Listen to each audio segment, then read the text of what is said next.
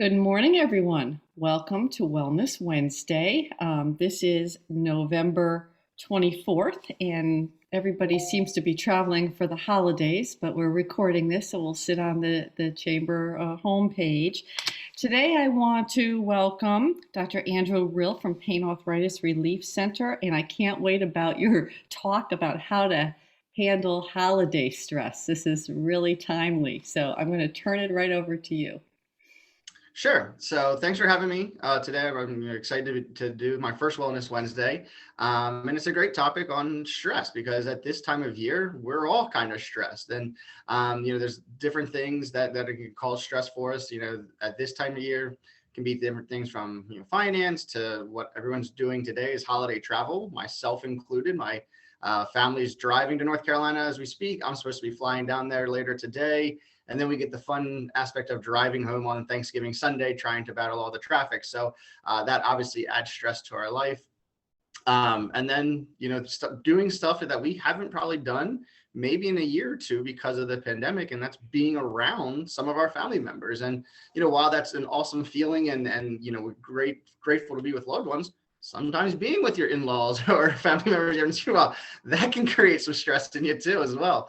So I just kind of want to just kind of open this to the floor. I'll talk about some of the physiological ways that stress can actually cause physical symptoms in our body, and then different coping mechanisms. But just for those that are here now, like, what are some of the things that are stressing you out with some of the holidays that's here now with Thanksgiving tomorrow, and then the holidays that are coming in December and the new year? Mine are tools so I don't emotionally eat. Okay. That's good. Yeah, that's one of the big things is, this time of year is our diets usually kind of go downhill, right? There's lots of, high fat foods that are not the good fats. Fat is good for you, but if you're eating the wrong type, it's not good for you. Lots of sugar, right? This time of year, we've got lots of sugar in our diet, high inflammatory markers and things like that. And so that's one of the best ways to kind of cope with stress is managing what you're eating, and maintaining a good, healthy, low inflammatory diet. You don't want to be putting things in your body that, 20 minutes later, you're on the couch, you're feeling bloated, you're feeling, fatigued and lethargic. That's only going to, increase the stress levels and whatnot. And what happens when we're stressed, just on a physiological level, if our stress level is high, it causes your body to release endorphins, or hormones known as epinephrine and norepinephrine. These are our fight or flight hormones. So when you get in that high stress environment, it causes your blood pressure to increase, your heart rate and respiratory rate to increase, your muscles to tense up.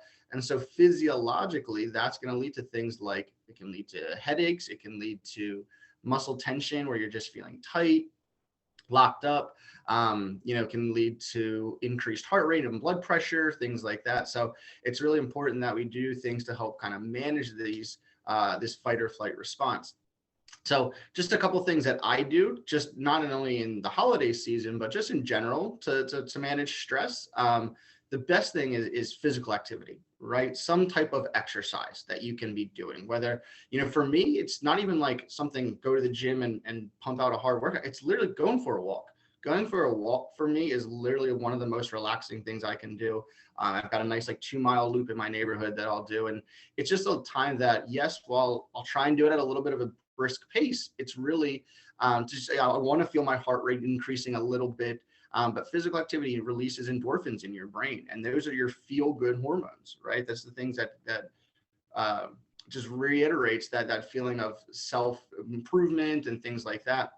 And you've heard of like a runner's high. That's what they get. They've been running for so long, they get that release of endorphins.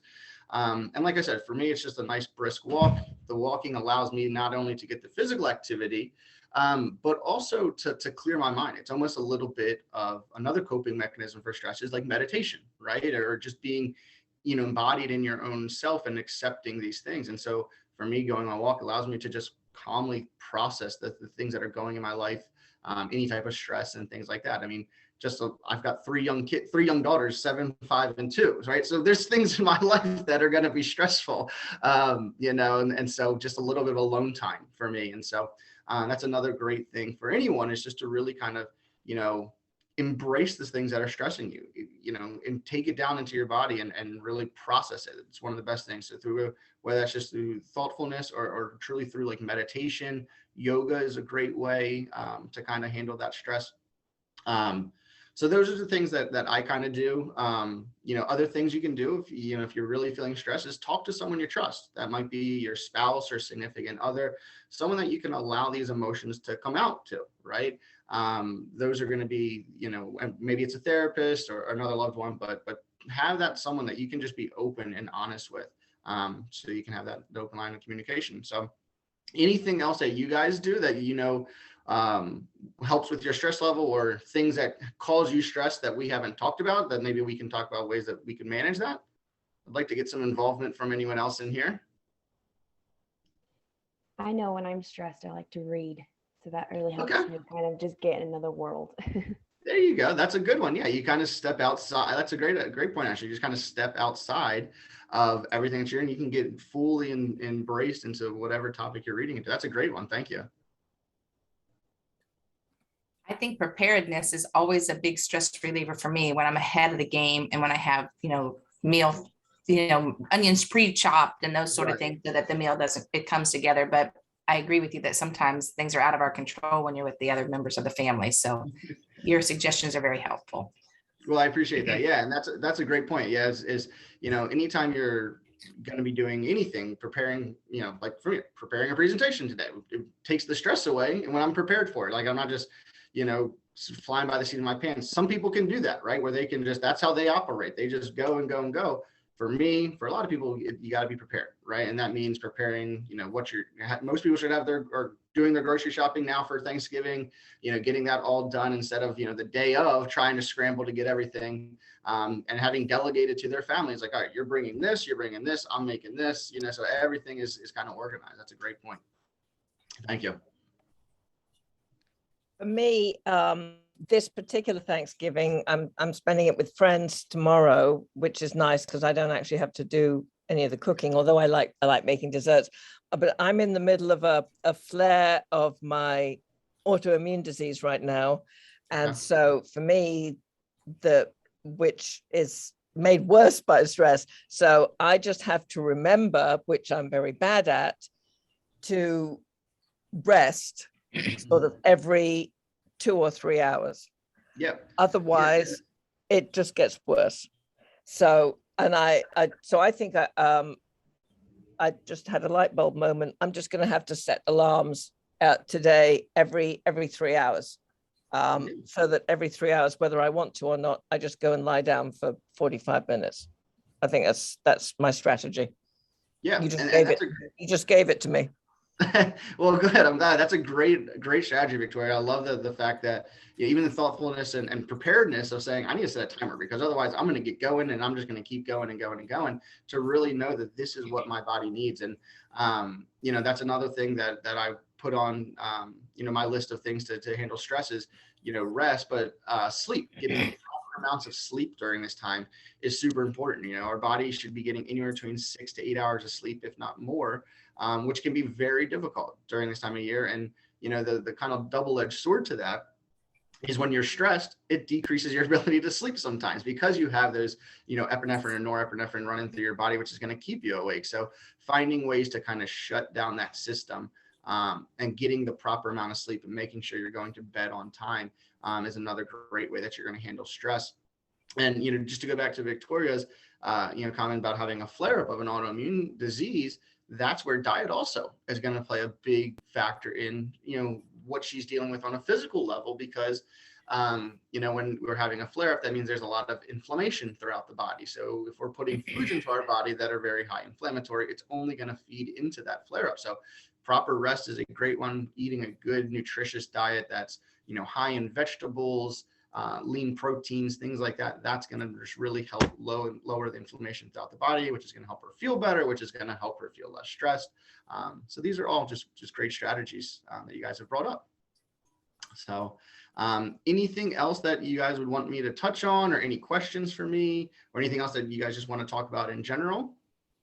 How about turkey? What does that do to the body? Doesn't that make you sleepy? Doesn't turkey put out something that makes Yeah, so there's a hormone.